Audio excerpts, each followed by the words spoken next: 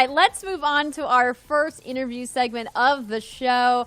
Our first guests joining us today are from the team at Midwinter Entertainment. They've been hard at work developing their first game, Scavengers, which is a free-to-play action shooter that's currently available for playtesting on Steam. Let's take a look at the trailer. When the asteroid struck, it remade our world. Your mission today shall not be easy. You won't go alone to the surface. In fact, I'm sending many teams. Collect the data I need. Take it if you must. Protect it if you can. The storms that plague this world are dangerously cold. Warmth will be essential to your survival. Another day in paradise. I've located several sites that warrant investigation. You'll need food to keep your stamina up. Arm yourself and scavenge whatever supplies you may find. That's what I'm talking about.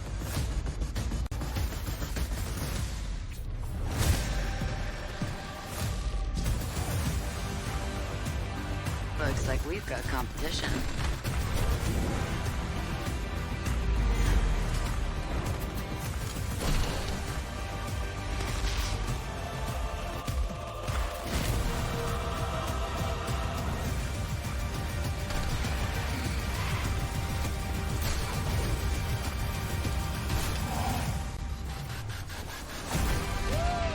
Let's do that again sometime.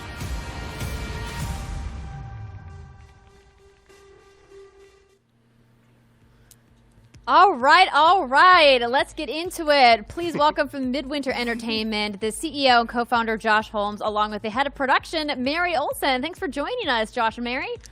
Thanks for having us. We're excited to be here. Yeah, well, the trailer looks super fun. I know that you guys have been playtesting this game for a little while now, but before we get into Scavengers, which is obviously what we just watched, we wanted to talk to you two a little bit about your history in game development and kind of where Midwinter as a studio came from. And I know that something that's super exciting for a lot of fans of your guys is that you both worked on Halo. We did.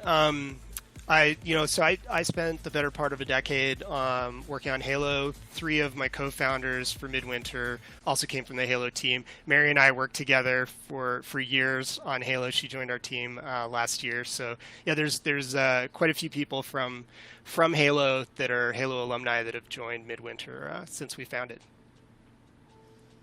I think that's awesome. Oh, sorry. Go ahead, Avali. Oh, no. I was just going to ask, what made you two the tag team moving on to this new project? What was the synergy between you guys? Well, I mean, when we first founded the studio, we founded the studio back in the end of 2016. There were 4 co-founders at that point. The 4 of us were working out of a house in a living room.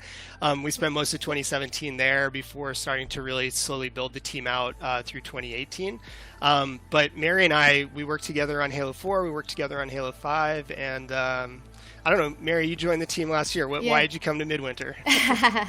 Yeah, so you know what, I when the opportunity came up, and just actually to work with Josh again and the other founders who I worked really closely with on the Halo team, but also then to just join a small team and be part of something brand new was also really fun. Yeah, it's been great. We've seen a lot of developers that come from big AAA studios saying, I needed a change of pace, I needed a change of culture, and kind of breaking off and doing their own thing. And would you say that that's kind of where you guys are at with Midwinter, is that you enjoyed your time working, with 343, but then we're like, you know what, I'm ready for something new, something different?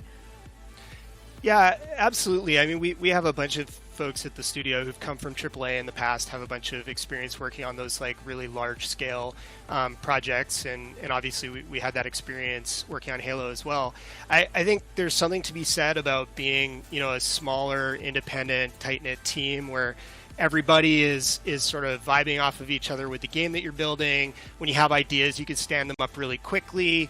You have a very direct connection with your community, which is super important to us. So, as you're getting feedback from people who are playing your game, you can respond to that feedback quickly and directly. So those are all things that I think really drew us to want to create Midwinter and create the studio and the team that we have today.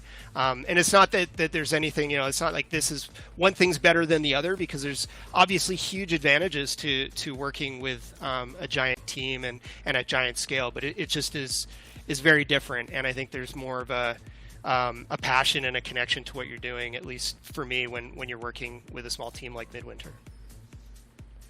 And Mary, I think that's awesome.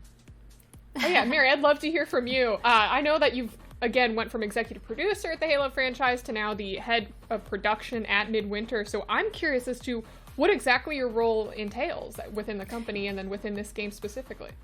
Yeah, sure. So, we're a small team. Obviously, we were just talking about it. And so we all wear a lot of hats. But kind of the head of production thing, and at its core, my job is to make plans and get the methods and tools in place so we can release Scavengers, and then continue to evolve it over time. And then there's a piece too around the team and just providing clarity and making sure that we're unified and going towards the same goals. Well, yeah, let's talk about Scavengers, because I bet there's people in the chat that are watching being like, I haven't played this game yet. I don't know about this game. Can you tell us a little bit about what this game is and kind of how the gameplay works? Yeah, Scavengers it's a match-based PvEvP survival shooter. So when you play the game, you play as part of a three-person squad. You choose from a group of characters, each with their own unique abilities and weapons, and you have to make your way through this vast frozen wasteland where you're staying warm. You're trying to keep your energy up. You're taking out hostile NPC factions and wildlife, and completing objectives, hunting down other players, and all of this has the competitive aspect of trying to get off the planet with the most data points. You're competing against all these other teams that are in the match, and you're collecting points from different places of interest around the map and competing to be the team with the most by the end of the session. That sounds intense. I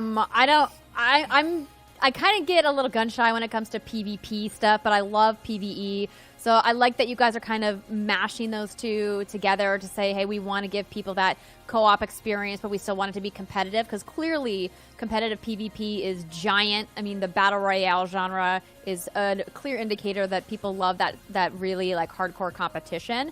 But that's just not all that's going on in this game. I was watching some gameplay streams the other day, and there's this mechanic with the cold. We obviously are seeing a lot of snow in the gameplay that we're watching here.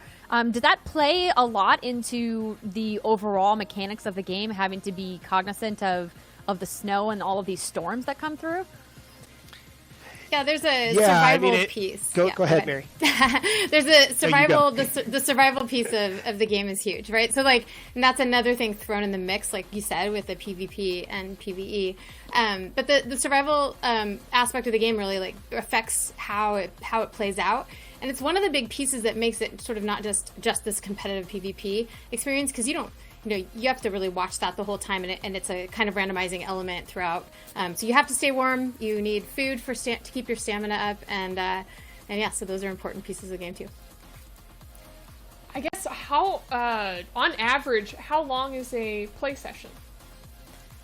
30 minutes. So a play session, yeah, it's about 30 minutes. It kind of depends on the flow of each individual match. We have a lot of dynamic elements in the world, beyond our dynamic weather systems and things. We have dynamic objectives that spawn throughout the course of the match, and depending on how the match is going and how the weather is sort of losing its stability, the matches can range a little bit in time, but generally it's about 30 minutes long.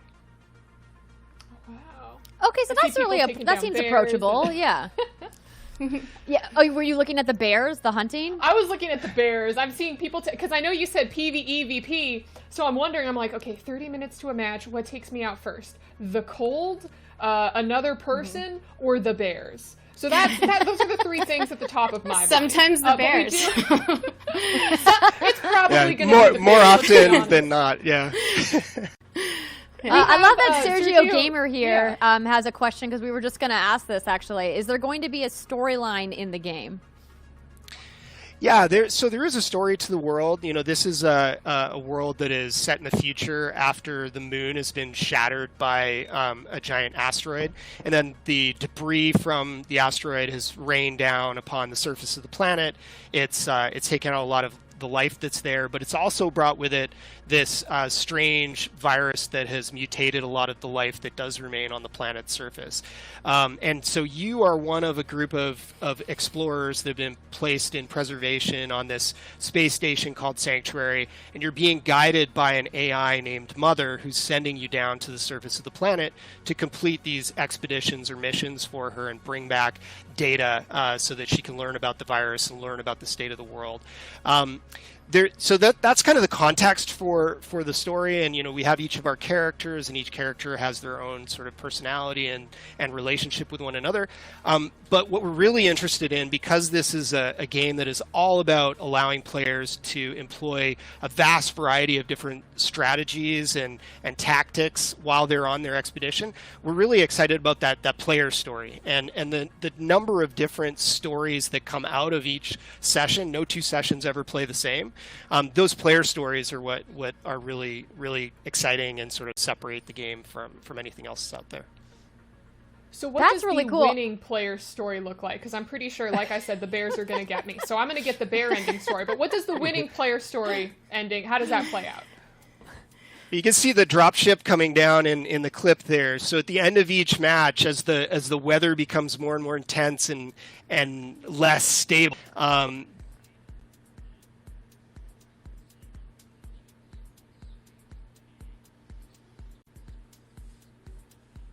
and ideally have the most data points if you want to place highest in the game. But it becomes this kind of interesting free-for-all on the PvP side, but also if you're a strategic, crafty player, you're able to sneak aboard without engaging in that direct PvP conflict.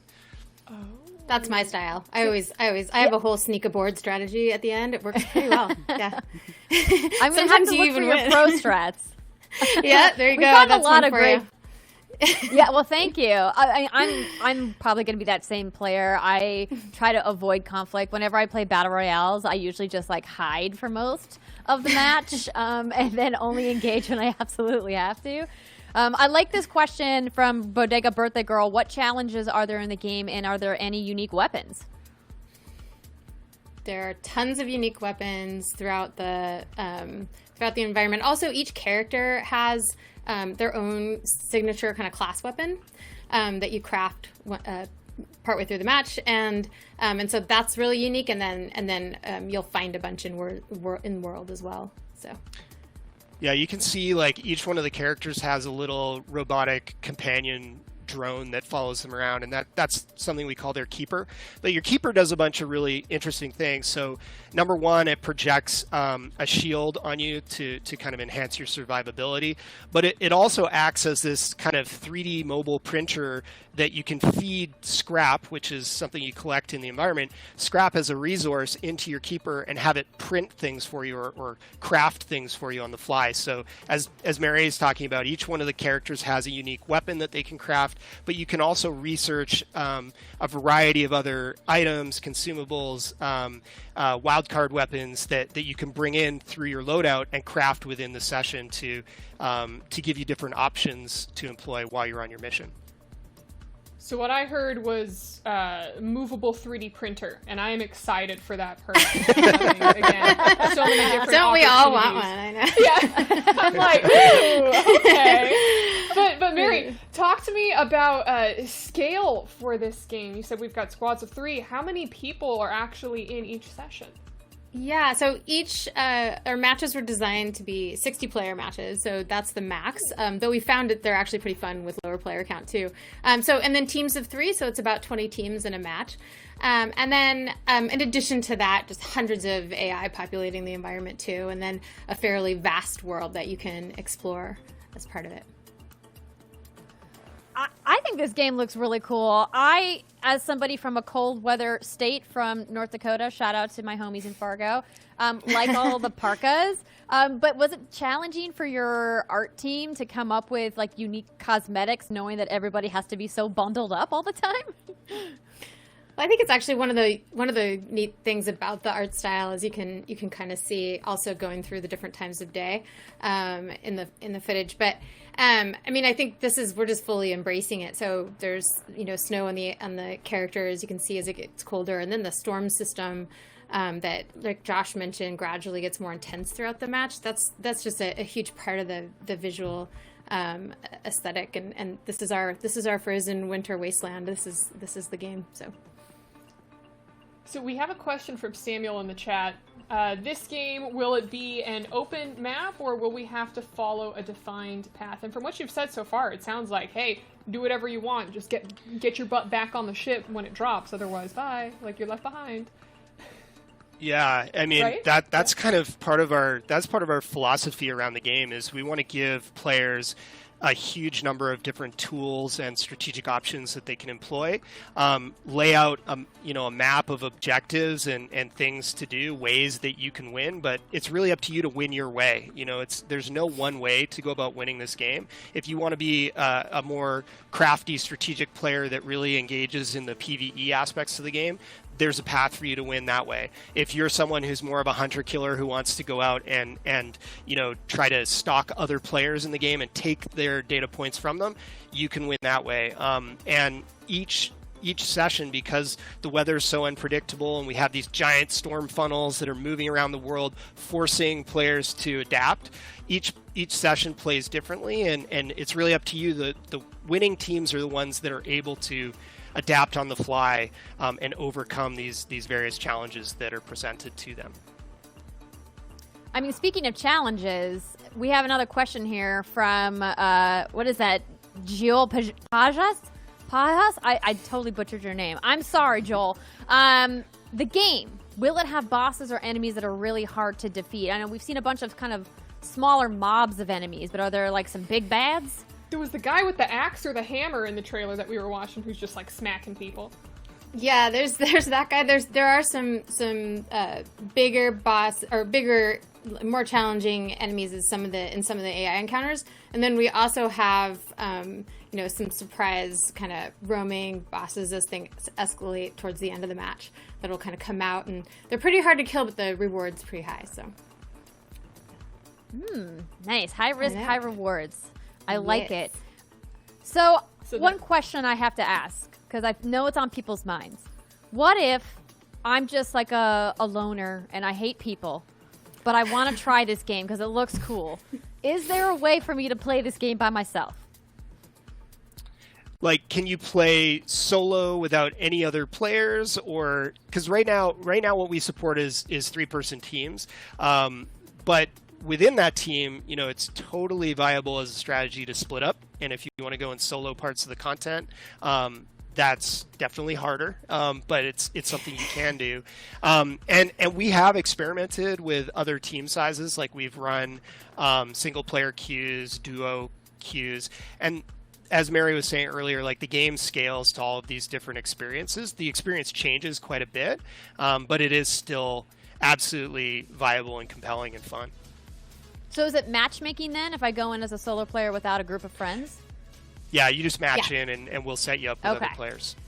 We do have a solo tutorial mission too that you can hang out there for a little bit first. Yeah. But when you really want to get into it, you got to get into it. So. My last point is not as much of a question as it is a suggestion, since, listen, I've just been thinking about bears the whole time. If we're talking about mini-bosses and big mobs on the map that, we have to take down, like, may I suggest a giant bear overlord with his posse, his entourage, as you may even say, of wolves that we also saw. I think that that would be an epic fight that I would love to take a part of. But, you know, that suggestion aside, Josh, Mary, where can people find out more about this game? Where can they go to be the first to pick up a copy as soon as it's fully out? Yeah, thanks for asking. If you head over to playscavengers.com, there's a button to sign up for playtests, and that's how you get information about our next playtest that we're going to have, and really all the information about the game. So please head on over there. You can also follow us on Twitter, Play Scavengers, and then join our Discord too. And we blast out a bunch of information to our community on Discord too. Excellent. Well, thank you so much for joining us today. The game looks cool. I'll keep my fingers crossed that in 2021 you talk about a console release, because I'm a console player. But I know it's just playtesting on Steam for now, because some people in the chat were asking, where can I play this right now? So you guys can go to Steam and find the playtesting request button over there, or of course at playscavengers.com. Enjoy the rest of your day, and hopefully you guys will have fun watching the Game Awards tonight. Yeah, thanks so much. Thanks for having us on. Thank you. Yeah, thanks for having us.